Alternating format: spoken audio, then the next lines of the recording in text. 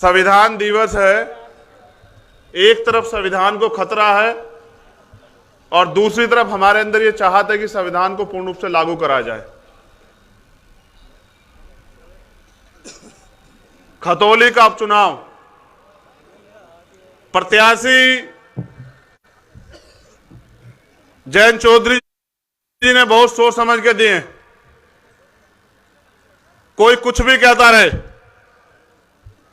आपको एक बात याद रखनी है कि गठबंधन का प्रत्याशी हमारा अपना, और जब बात मान सम्मान की हो तो आप लोगों ने कभी मुझे पीठ नहीं दिखाई। आपने हमेशा मेरा मान रखा।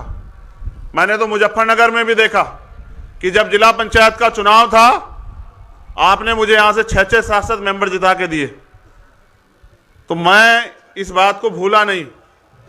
लेकिन आज मैं आपसे कुछ और कहने आया। देश में हालात बड़े खराब, नौजवान परेशान। पहले तो भर्ती नहीं आती, भर्ती आती है तो पेपर लीक हो जाता है। उसके बाद जो थोड़ा बहुत आगे बढ़ने के लिए दलित पिछड़ों का आरक्षण मिला है, उसमें घोटाले हो जाते हैं। आपने 69,000 शिक्षक भर्ती में और दरोगा भर्ती में देखा कि किस तरह ये सरकार जो अहंकार में चूर है, जो अहंकार में इतनी खो चुकी है कि उनको यह भी याद नहीं कि वो नौजवानों के भविष्य को बर्बाद करने में लगे। किस तरह से गरीब मां बाप, किसान कमेरे लोग अपने बच्चों को पढ़ा लिखा के उम्मीद लगाए बैठे उनको नौकरी मिलेगी। यह पहली ऐसी सरकार है केंद्र में और स्टेट में जिनके राज में नौजवान आत्महत्या करने को मजबूर है। जितना सरकारी सिस्टम है सबको बेच रही है सरकार। अब अमीर लोग तो फिर भी थोड़ा बहुत सरवाइव कर जाएंगे, लेकिन जब मैं गरीबों की तरफ देखता हूं तो एहसास होता है कि गरीबों की तो जेब खाली है। उन पे तो महंगाई का और जोर सरकार डाल रही है, चाहे पेट्रोल डीजल के दाम, चाहे खाद्य पदार्थों के दाम हो, चाहे गैस के दाम हो। और सवाल आप इनसे कर नहीं सकते। अगर आप सवाल करोगे तो फिर ये सरकारी मशीनरी का दुरुपयोग करके, अगर आदमी पैसे वाला और ताकतवर हो तो सीबीआई ईडी इनकम टैक्स लगा देते हैं, और अगर आदमी क्रांतिकारी संघर्षशील हो तो ये झूठे मुकदमे लगा देते हैं। इतना अन्यायपूर्ण शासन क्या तो अंग्रेजों का था या फिर इस सरकार का।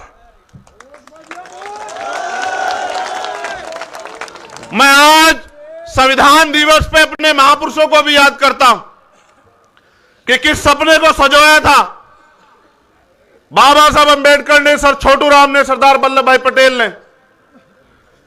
देश बनाया, दिल जोड़े, उनके सपने को पंख दिए चौधरी चरण सिंह जी ने।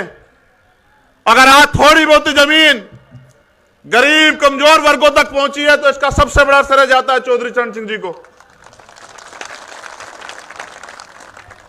मैं जब सरकार के क्रियाकलाप देखता हूं कि एक दिन पहले कोई अधिकारी रिटायर होता है और आप उनको चुनाव आयुक्त बना देते हैं, तो एहसास होता है कि जो आदमी सरकार ने रिटायर कर दिया उसको सरकार दोबारा से अगर बनाएगी तो अपने फायदे के लिए बनाएगी। आज जो ये हालात बने हैं, कहीं ना कहीं इसके जिम्मेदार हम खुद भी हैं, क्योंकि चुनाव के समय ये हमें बांटने का काम करते हैं और हम बढ़ जाते हैं। इनके इस सरकार के पास तो एक भी एजेंडा नहीं है, किसी के लिए भी नहीं, ना किसानों के लिए, ना मजदूरों के लिए, ना महिलाओं के लिए। मंच पे हमारी महिला शक्ति भी बैठी है और उनको वोट भी देनी है, लेकिन क्या वो उत्तर प्रदेश में सुरक्षित है? गृह मंत्री आके कहते हैं कि गहने लाद के रात को 12 बजे घूम लो, और मैंने देखा कि अभी बहुत बड़े पैमाने पे इनके नेताओं के घरों में चोरी होने लगी। कई एक्टरों के घरों में चोरी हुई, उनके गहने चोरी हो गए, और वो कह रहे हैं कि उत्तर प्रदेश में हम डरावा महसूस कर रहे हैं। सुबह अखबार खोलो, रेप हत्या में अखबार भरे पड़े हैं। थोड़ी बहुती जो कमी कसर है वो इनके नेता गरीबों की जमीन दबा के माफियाशाही करके पूरी कर दे रहे हैं। यहां बड़े पैमाने पे किसान उपस्थित है। कहते हैं जिस देश का किसान खुशहाल नहीं होता वो देश खुशहाल नहीं होता। और किसानों के क्या हाल है आप बेहतर जानते हैं। पहले तो प्राकृतिक मार है, कभी ओला पड़ जाता है, कभी गैर टाइम बारिश आ जाती है, कभी सूखा पड़ जाता है, कभी बिजली नहीं है। फिर उसके बाद योगी जी की सरकार में छुट्टा पशु इनके नेताओं की तरह घूम रहे हैं। अगर आप तार बाड़ करोगे तो मुकदमा, अगर आप उनको रोकोगे तो मुकदमा, किसान पराली जला देगा तो मुकदमा। लेकिन अगर किसान मुआवजा मांगे फसल का तो 2, 4, 10 रुपए दिखा के उसका मजाक उड़ाते। यह सरकार है। सरकार सबकी होती है। सरकार ना एक जाति की होती ना एक धर्म की होती। और मैंने तो सीखा मान्यवर काशीराम साहब से कि जब तक आप सवाल नहीं करोगे सरकार को अकल नहीं आएगी। अगर आपको सरकार से सवाल करना है तो लोकतंत्र में क्योंकि वो नहीं सुनते, चुनाव एक ऐसा समय होता है कि आप वोट की चोट से साबित करो कि आपके अंदर कितना दर्द। ये मौका मिला है। पूरे उत्तर प्रदेश में तो कम है, लेकिन रामपुर में और खतौली में है आपके पास कि जो गलती हुई है उसको सुधारने का मौका है। मीलों ने भुगतान नहीं किया। नेता झूठ बोल रहे हैं बीजेपी के। एक नेता इतने अहंकारी हो गए हैं कि जो शोषित वंचित समाज है, जिनको सैन समाज हम कहते हैं, उस समाज को गाली बकने लगे। अहंकार देखिए, पागल हो चुके अहंकार में। जो मन आए कह रहे हैं। मैं यहां इस मंच से अपील करूंगा, जो मोस्ट बैकवर्ड है, अपने बच्चों का भविष्य अगर सुधारना चाहते हो, पाल, प्रजापति, कश्यप, निषाद, सैन, शेड्यूल कास्ट की सभी जातियों को कह रहा हूं, तो यह मौका है आपके पास। खतौली का चुनाव भाजपा के इस ताबूत में, जो अहंकार का ताबूत है, जो बंटवारे का ताबूत है, उसमें आखिरी कील ठोकने काम करेगा उत्तर प्रदेश में। और यह जिम्मेदारी दी है खतौली के लोगों पे। मैं और जैन जी अभी राजस्थान थे, वहां भी किसान कबेरों में तड़फन है, क्योंकि सरकारों से सवाल करते हैं लेकिन जवाब पे कुछ नहीं। मैं ये महसूस करता हूं कि लोकतंत्र में अभिव्यक्ति की आजादी को कुचला नहीं जाना चाहिए। और अभी आपने देखा कि यहां भी किस तरह के षड्यंत्र उन लोगों ने किए, माहौल खराब करने का काम। ये तो हमारे लोग माहौल सुधारने के काम में लगे हुए, क्योंकि 3 तारीख के जन्मदिन का अभी उधार आप पे मैं छोड़ के जा रहा हूं। ये आपको 5 तारीख को चुकाना है। लेकिन मैं ये समझता हूं ये किसानों की धरती है। अगर इस देश को बचाना, अगर भारतीय संविधान को बचाना, तो जब 5 तारीख को आप घर से निकलेंगे, और खुद नहीं निकलना है, मां को लाना है, बाबूजी को लाना है, दादी को लाना है, दादा को लाना है। आपका वोटिंग परसेंटेज मैं अपने लोगों से कह रहा हूं, सब मेरे लोग हैं, मगर उनसे कह रहा हूं जो मेरे लिए जान देने को तैयार रहते हैं, कि आपका वोटिंग परसेंटेज खतौली में सबसे ज्यादा होना चाहिए इस बार।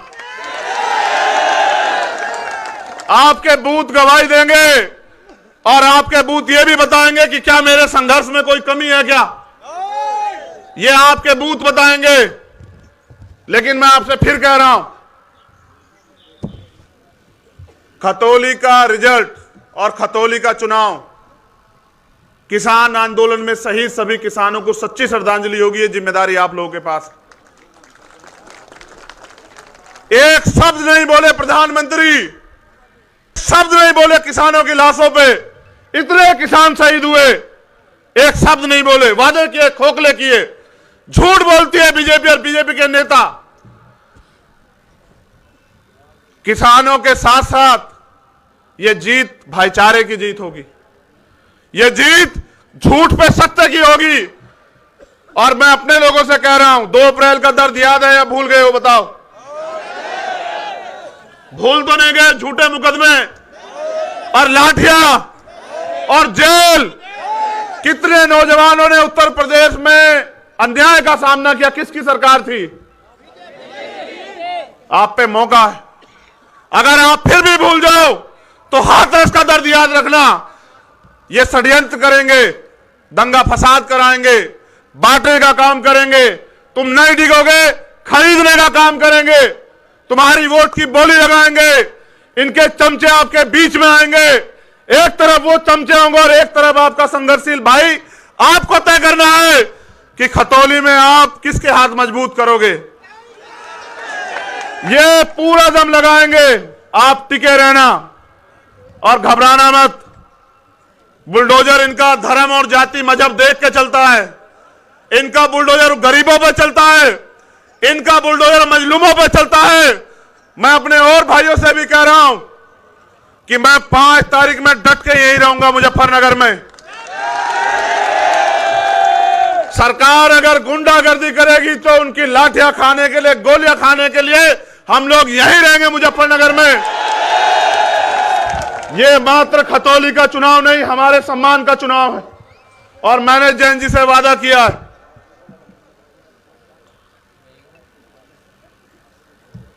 कि किसानों को सच्ची श्रद्धांजलि और 2 अप्रैल का बदला जो है मेरे लोग इस बार लेकर रहेंगे यहां इस सरकार से। और हाथरस में जो आपने संघर्ष करके जो लाठियां खाई थी दलित समाज के लिए, वो दलित समाज भूला नहीं है अभी। बिल्कुल याद है कि आपने जो लाठियां खाई, मेरे कार्यकर्ताओं सब सिर्फ सम्मान के भूखे हैं। मैं जितनी अपने कार्यकर्ता साथियों की तारीफ करूं, मैं किसी के